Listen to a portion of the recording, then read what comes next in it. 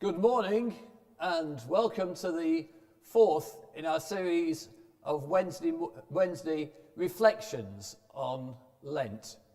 This week is the fourth and it's obviously during Holy Week.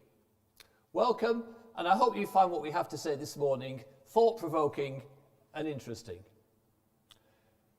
This year I've been following a Bible study called The Week That Changed the World. And to me, it's been really interesting because in the past, when I was working, frequently I'd take a service on Palm Sunday, and then again, I'd either take a service or be part of a service on Easter Sunday. But Holy Week in between, for me, was a normal working week, and often on a Friday, Good Friday, I'd be spending the whole day operating. So although I knew the individual stories of Holy Week, I didn't really have chance to fit them all together. So to me, it's been useful to step back and take time this year to do precisely that. Now, one story that I find interesting is the story of Jesus before Pilate. And the best account of that is in John's Gospel. Now, why that is, we don't know. Perhaps John was actually there. Perhaps he had access to inside knowledge, somebody who worked inside Pilate's palace. Perhaps Jesus shared this information with them in between his resurrection and his ascension. But listen to the story as John tells it. This comes from John chapter 18, verses 28 to 40. Then the Jews led Jesus from Caiaphas to the palace of the Roman governor. By now it was early morning, and to avoid ceremonial uncleanliness, the Jews did not enter the palace. They wanted to be able to eat the Passover. So Pilate came out to them and asked, "What charges are you bringing against this man?" "If he were not a criminal," they replied, "we wouldn't have handed him over to you."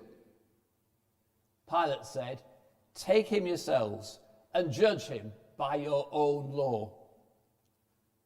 "But we have no right to execute anyone," the Jews objected.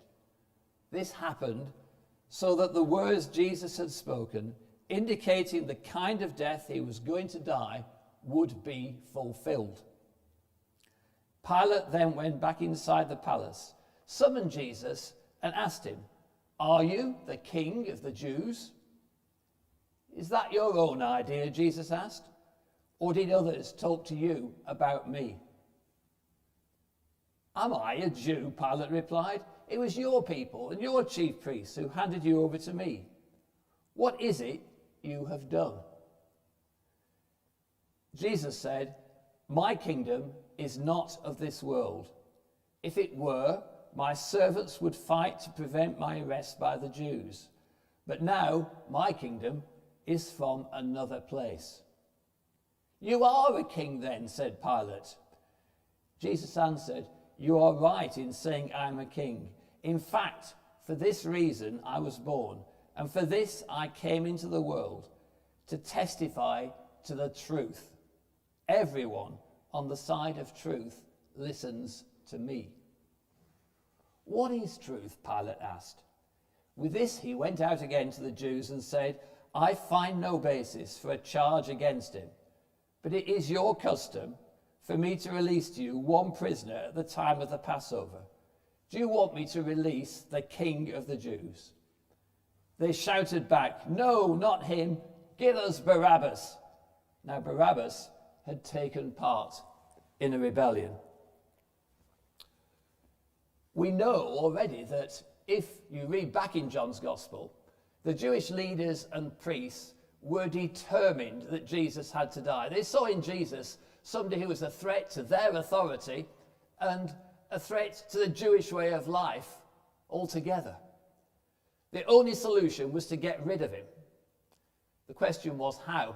And when Lazarus was raised from the dead, that became an even bigger problem because people went around saying what Jesus had done. And so we read that the Jewish leaders and priests were determined that they'd kill both Jesus and Lazarus.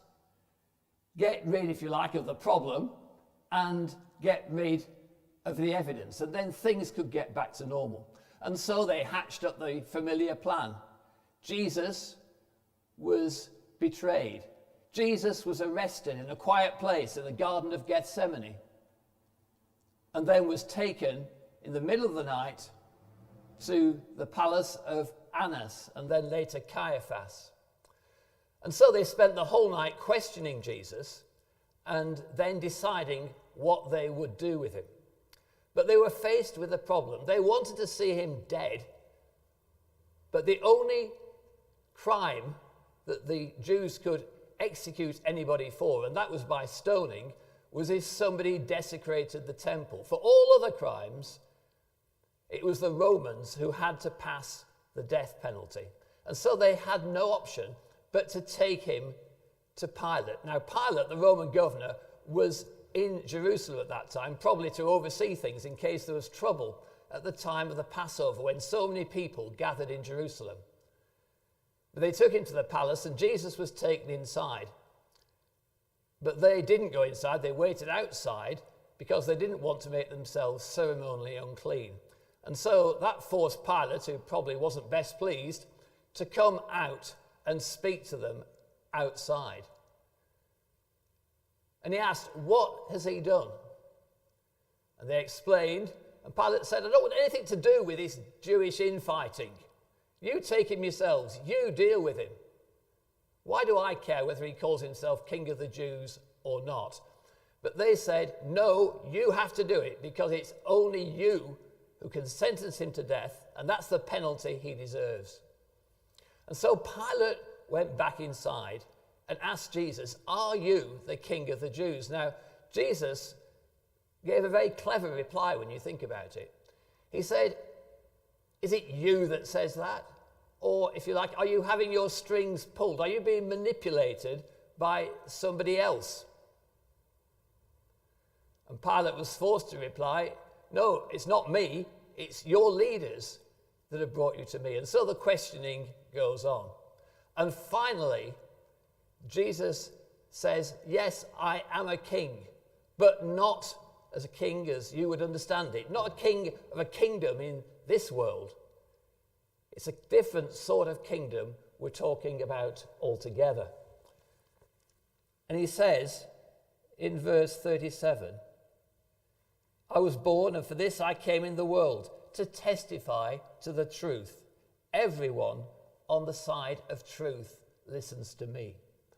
Now, Pilate had a reputation, or has a reputation in history, of being a cruel tyrant. Somebody who wasn't a very effective and who was a corrupt leader.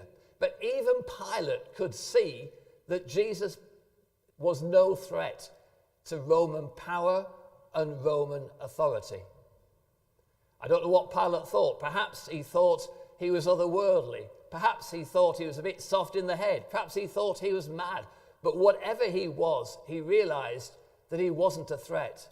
And the kingdom he talked about had nothing to do with anything that would cause an uprising against Rome. And so Pilate goes back to the Jews, and on 3 occasions he tries to get Jesus released. But each time the Jewish leaders refuse and send Jesus back. And eventually they back Pilate into a corner. They say to him, if you let this man go, then you're no friend of Caesar's. In other words, if you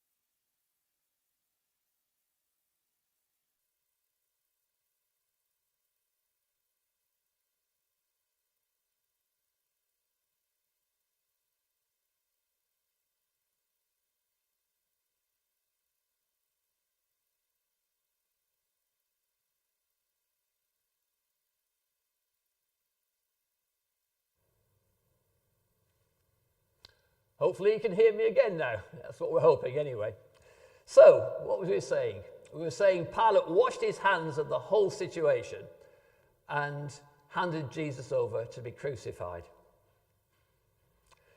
I find the interesting verse, the one that many people know from that passage, when Pilate says, "What is truth?" What is truth? Now, to John, it was abundantly clear what truth was. In John's Gospel, right from the start to the beginning, we heard here the word truth mentioned at least 25 times. John says in his Gospel that he wrote it so that people might read it and might believe. He wrote it so that people could look at the facts, the truth, as he saw it, and make their own decision as to whether Jesus was who he claimed to be.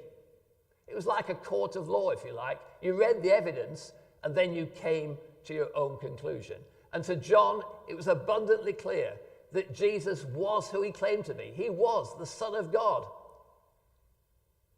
He was God's way of making mankind right with him, of re-establishing that relationship between him and men and women. But I wonder what Pilate meant when he said, "What is truth?" Did he mean, who cares what truth is? That's probably what Donald Trump thought.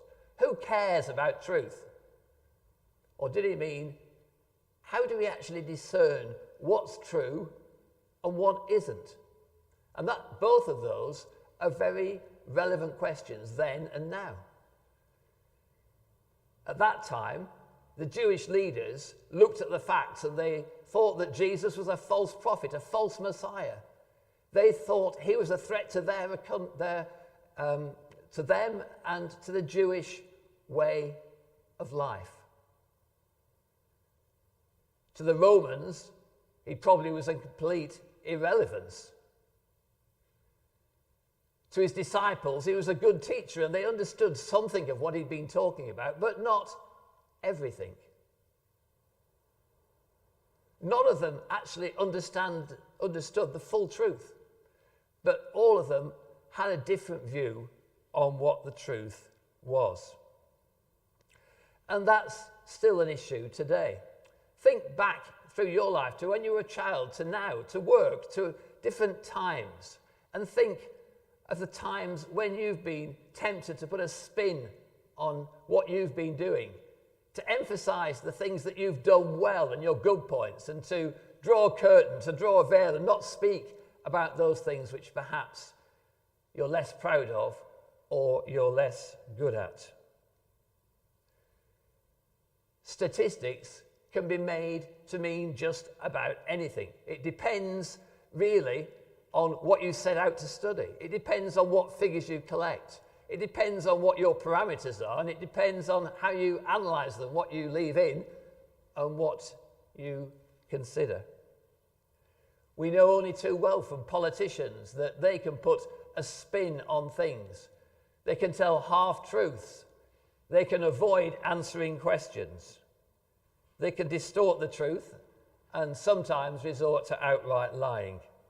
We live in an age when it's harder and harder to know what the truth actually is in any given situation.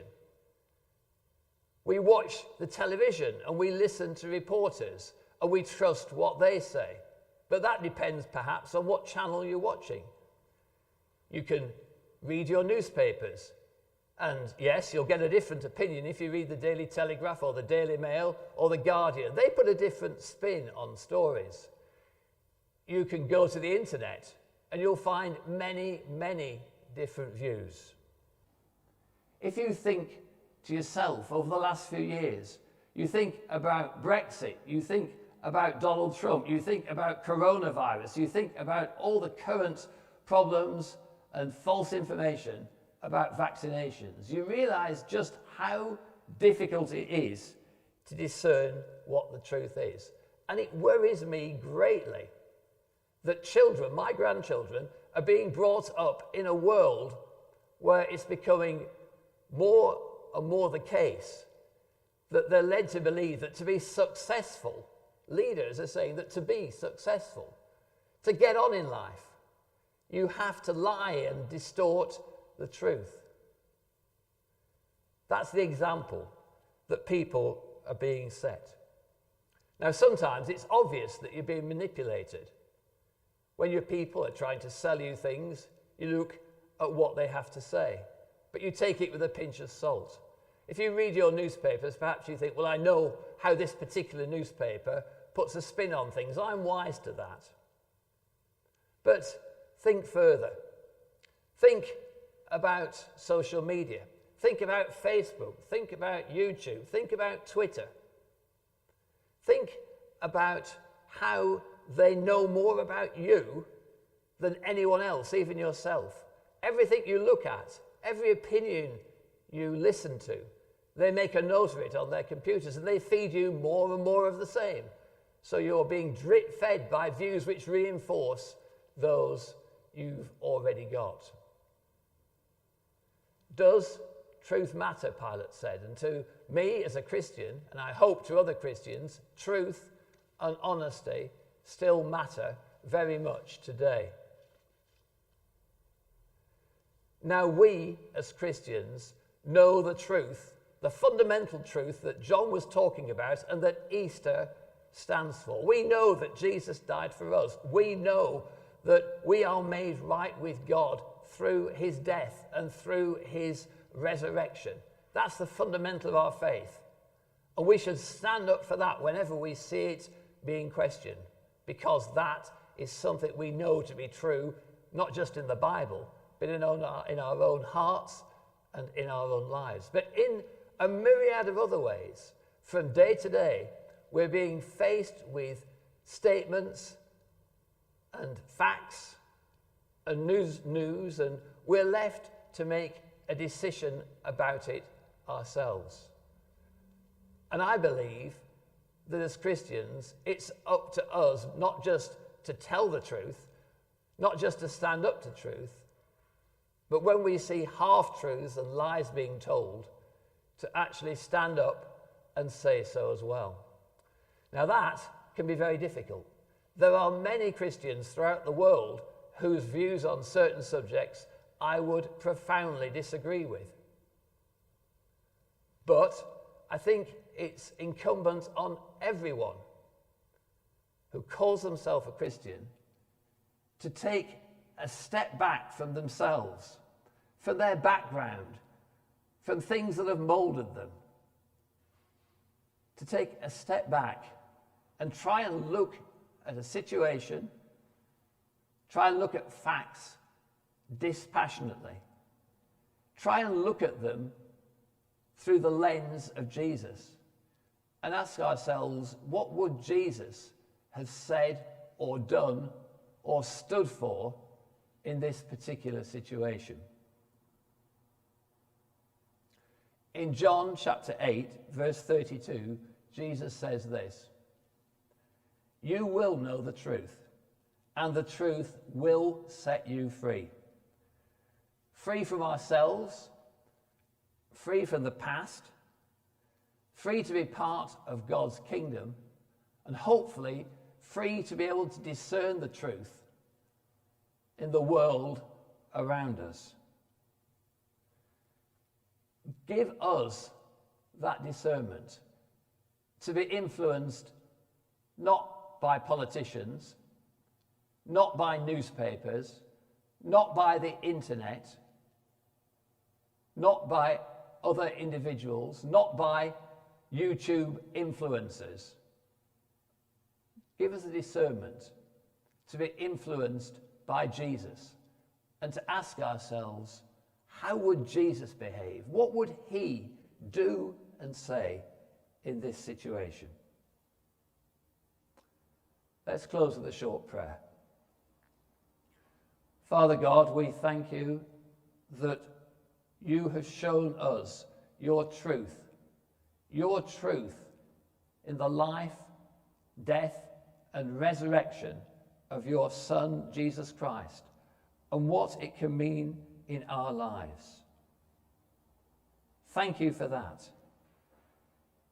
Give us the courage when faced with differing views and opinions, to discern the truth, to look at situations through your lens, through your eyes, and ask, what would you think and do? And follow your lead. Amen. Thank you for being with us this morning. Thank you for listening. And I hope that's given you something to think about for yourselves. Goodbye.